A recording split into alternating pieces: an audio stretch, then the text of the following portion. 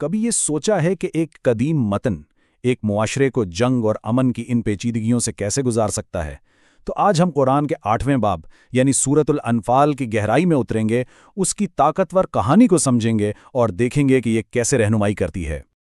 تو دیکھیں، اس سورت کی شروعات کسی فلسفے یا نظریے سے نہیں ہوتی، بلکہ یہ ہمیں سیدھا ایک جنگ کے بعد کی ایک حقیقی انسانی بحث میں لے جاتی ہے۔ موضوع ہے انفال یعنی مال غنیمت۔ میدان جنگ میں جو کچھ رہ جاتا ہے اس کے بارے میں یہ ایک سوال آگے آنے والی ہر بات کی بنیاد رکھتا ہے۔ اچھا، اس بھرپور کہانی کو ٹھیک سے سمجھنے کے لیے ہم اسے 5 اہم حصوں میں دیکھیں گے۔ ہم مال غنیمت کے بنیادی سوال سے شروع کریں گے، پھر کہانی کے مرکزی کرداروں یعنی مومنین سے ملیں گے، جنگ کے الہی منصوبے کی گہرائی میں جائیں گے، اس سے نکلنے والے اصولوں کو سیکھیں گے اور آخر میں اس سب کے پیچھے کا اصل مقصد جانیں گے۔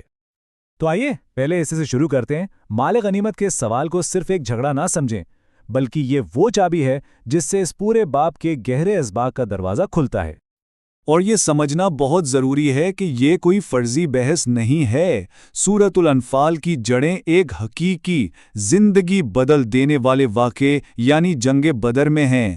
ہر سبق، ہر اصول ایک حقیقی معاشرے کو درپیش چیلنجز کا براہ راست جواب ہے۔ اس سے پہلے کہ متن ہمیں جنگ کی تفصیلات میں لے جائے، وہ ایک لمحے کے لیے رکتا ہے۔ وہ ہمیں مرکزی کرداروں کی تعریف بتاتا ہے۔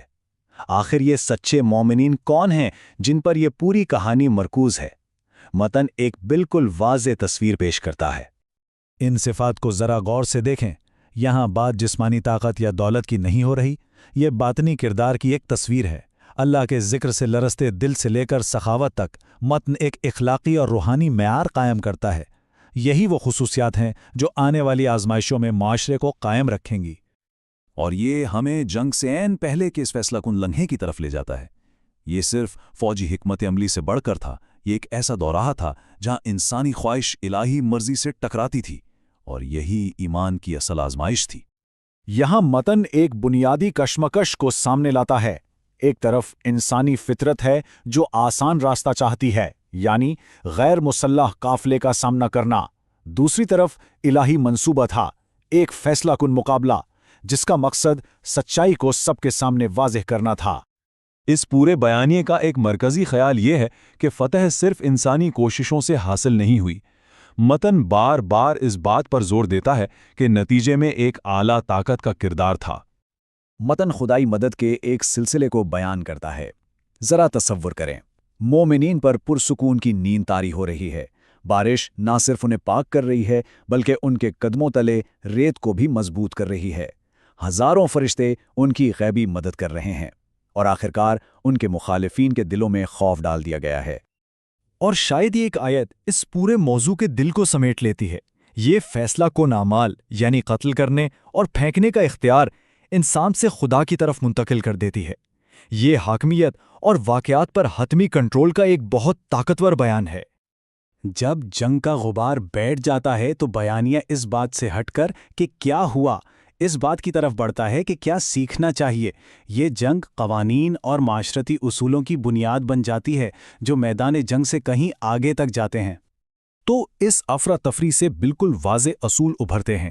متن مستقبل کے مقابلوں کے لیے ایک فریم ورک ترتیب دینا شروع کرتا ہے تاکہ یہ یقینی بنایا جا سکے کہ وہ صرف جذبات سے نہیں بلکہ اصولوں سے لڑے جائیں۔ غور کریں کہ یہ اصول صرف فوجی حربے نہیں ہیں، یہ ان مومنین کی صفات کی عکاسی کرتے ہیں جن کا ذکر پہلے کیا گیا تھا: ثابت قدمی، اطاعت، اتحاد اور صبر۔ یہ وہ اصول ہیں جو شدید دباؤ میں بھی معاشرے کے اخلاقی قطب نما کو محفوظ رکھنے کے لیے بنائے گئے ہیں۔ اور اسی کے ساتھ کہانی ایک مکمل دائرے میں واپس آ جاتی ہے۔ ایمان، کردار اور الہی مرضی کے یہ تمام اسباق قائم کرنے کے بعد متن اسی پہلے سوال کی طرف لوٹتا ہے جس نے یہ سب شروع کیا تھا: مال غنیمت کا کیا ہوگا؟ آیت 41 میں جواب بالکل واضح اور گہرا ہے۔ 5واں حصہ الگ رکھا جاتا ہے، لیکن دیکھیں کہ یہ کہا جاتا ہے اللہ اور رسول کے بعد سیدھا معاشرے کے سب سے کمزور لوگوں کو، رشتہ داروں، یتیموں اور ضرورت مندوں کو۔ یہ طاقتوروں کو امیر بنانے کا نظام نہیں ہے، یہ جنگ کے قوانین میں بنایا گیا ایک سماجی تحفظ کا نظام ہے۔ لیکن یہ سوچنا غلطی ہوگی کہ یہ باب صرف جنگ کے بارے میں ہے۔ اس کے برعکس یہ امن کی طرف بھی اتنا ہی واضح راستہ دکھاتا ہے۔ یہ آیت بہت اہم ہے۔ یہ کشیدگی کم کرنے کا ایک کھلا دروازہ فراہم کرتی ہے۔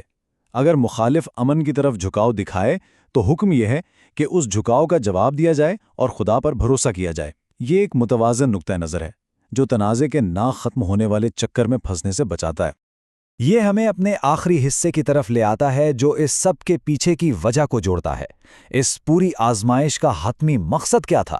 متن اسے بالکل واضح کرتا ہے۔ جنگ کے دن کو فتح کا دن نہیں بلکہ یوم الفرقان یعنی فرق کرنے کا دن کہا گیا ہے۔ یہ نام اس واقعے کو محض ایک فوجی تصادم سے بڑھ کر ایک ایسے فیصلہ کن لمحے کا درجہ دیتا ہے جس نے ہمیشہ کے لیے سچ اور جھوٹ کے درمیان ایک واضح لکیر کھینچ دی۔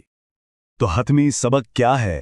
یہ کہ یہ مقابلہ اپنے آپ میں کوئی مقصد نہیں تھا، یہ ایک بھٹی تھی جو ایک معاشرے کے کردار کو ڈھالنے، اس کے ایمان کو آزمانے اور ان اصولوں کو قائم کرنے کے لیے بنائی گئی تھی جو مستقبل میں اس کی رہنمائی کریں گے۔ تو ہم ایک ایسے سوال پر بات ختم کرتے ہیں جو اس قدیم متن سے کہیں آگے گونجتا ہے۔ جس طرح سے ایک معاشرہ بحران کا جواب دیتا ہے، اس کے اصول، اس کی ترجیحات، اس کا کردار، یہ کس طرح اس کی حقیقی شناخت کی وضاحت کرتا ہے۔